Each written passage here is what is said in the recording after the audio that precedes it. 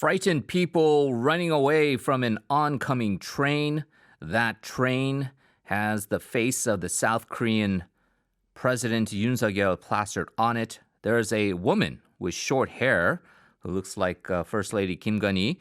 She also seems like she's in charge of the train, looking out from the engine room. And then there are people wearing prosecutor robes in the following carriages, holding out cutlasses and looking very sinister and intimidating. What I just described was a satirical cartoon drawn by a talented high school student. The work of art is entitled Yoonsukyeolcha, which is a portmanteau of the president's name, Yoonsukyeol, and Yeolcha, which in Korean means train.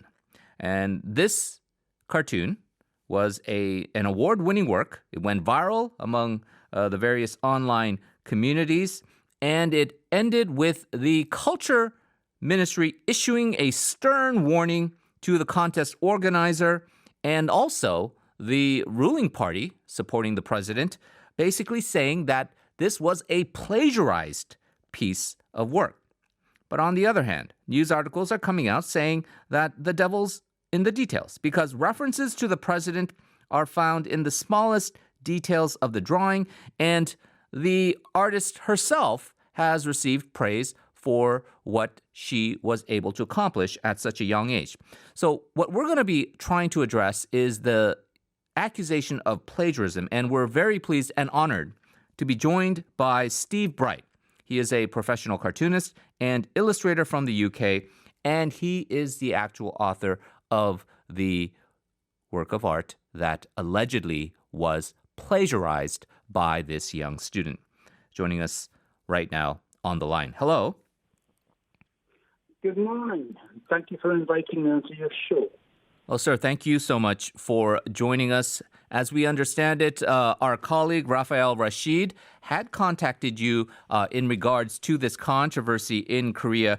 Could you tell us your initial reaction when he explained to you the situation and how there were accusations that your previous work was being plagiarized?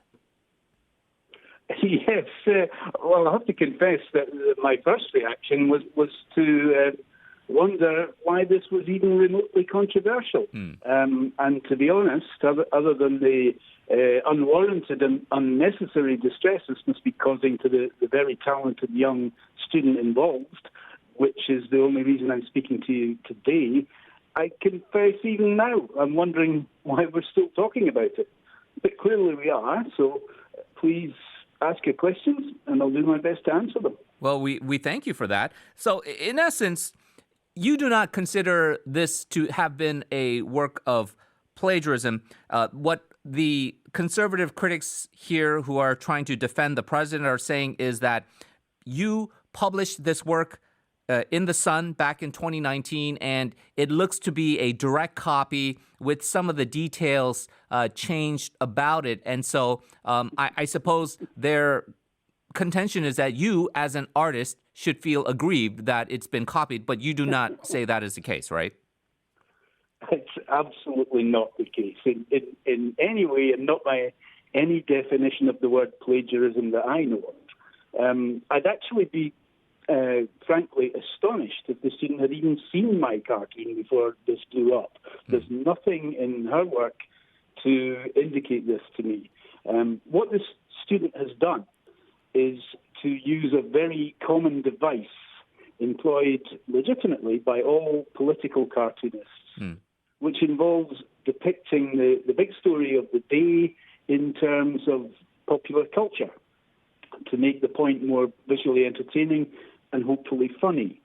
In this case, we have both used the not uncommon visual analogy of a runaway train. Right. It's one I've used before, as many fellow cartoonists have, and just as we might have used other visual metaphors borrowed from popular culture, such as paintings like the Mona Lisa or Edvard Munch's iconic painting The Scream, which is a very handy one, especially with British politics at the moment. And they're all legitimate devices. Sometimes the ideas are so irresistible, we will draw them on the same day. It's not unknown for two cartoons drawn by two different cartoonists in different locations to produce very similar cartoons for the following day's paper, published on the same day. So it may look like plagiarism, but that would actually be impossible unless we were sitting telephoning each other with whatever idea we were coming up with for that day, which would be madness, obviously.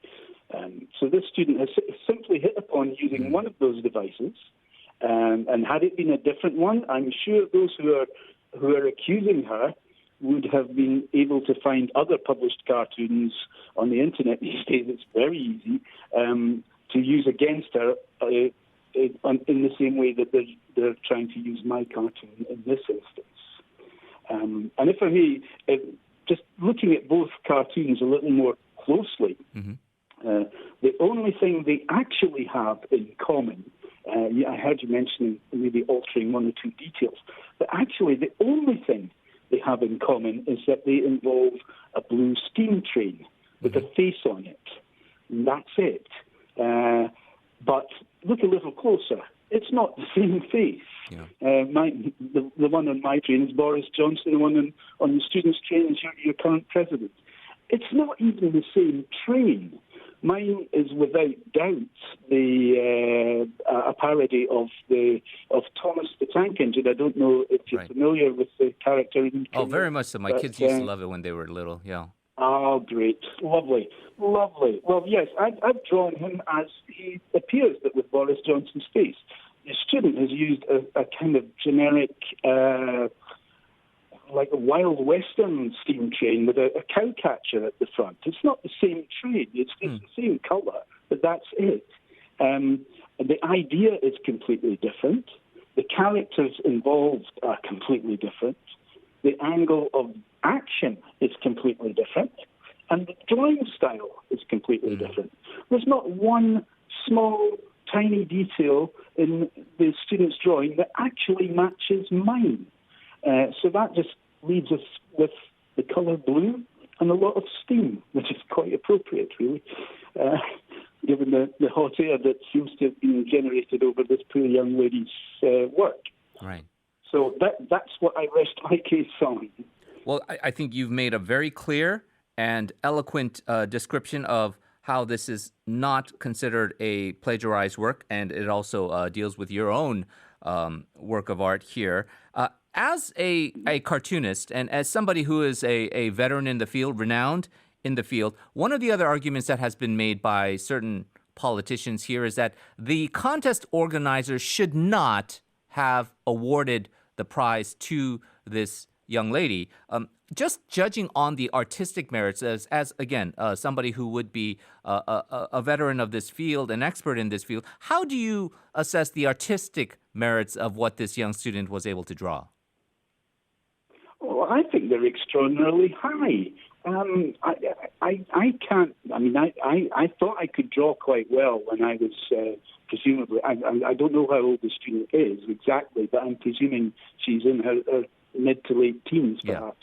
Yeah. Certainly, the artwork in this case is far superior to anything I could draw at that age. And I started my career quite young. I began as a professional cartoonist when I was 23. So that's regarded as very young to be a cartoonist. Normally, we go through a sort of a miserable life, gathering all kinds of complaints before we decide to release all of our frustrations in the world of drawing. So it takes a bit of time to mature. But the maturity shown in this young lady's work is just quite stunning. I think she should be getting praised to the high heavens for what she's done here in terms of the work. Whether it's appropriate to the competition or not, that's not really something I can comment on because I haven't seen the rules of the competition. But presumably, if she has been granted the first prize for this, the judges thought it was all okay. So certainly from the point of view that I can comment on, the merit of the artwork, it's excellent. And I only wish I could have drawn something that well Right. at her age. Now, the UK is famous for its biting satire and its kind of comedic poking of fun at politicians. Here in Korea, perhaps these officials are more held as sacred cows. What do you say to thin-skinned politicians or major figures who feel aggrieved by this and start attacking cartoons? I'm not sure if you've had that experience yourself. No, I can't say I have. I've had very few complaints. I'm actually slightly aggrieved that I have only had very few complaints because we do our very best to offend. That's one of our functions. Actually, the function of being a political cartoonist in the UK is to hold politicians to task, and the best way to do that, if they are causing offence, is to give them some offence back. But it's impossible to offend many of them, and they over here they enjoy it. Right. The harder you go at them, the more they enjoy it. And many of them actually try to buy the original cartoons or prints of these things, and sometimes they'll get other people to do it because they don't want it to be known that they're buying them. But I know that this has come out in the past in some cases. But the key thing is, though, they may not like what we do, and they love it when we attack their opponents. They may not like it so much when we attack them. But what they're all united on is that as far as cartooning is concerned, political cartooning, the only thing worse than being attacked by a political cartoonist or drawn by a political cartoonist is to not be drawn by a political cartoonist. We give them a kind of a validation or legitimacy in what we do. And it can be very frustrating that they enjoy it so much for us, anyway. I mean, these are excellent points, and Korea often says they want to learn from the West. This is definitely one thing I think we can learn from the UK. Mr. Bright, thank you so much for joining us. Really appreciate your thoughts on this quite silly controversy here in Korea, and hopefully we can talk again soon. Thank you so much, sir. Pleasure. Thank you. Goodbye. And that was our special guest, Steve Bright, the author, the cartoonist of the work that was being accused of being plagiarized with the infamous Yoonsukyeolcha cartoon.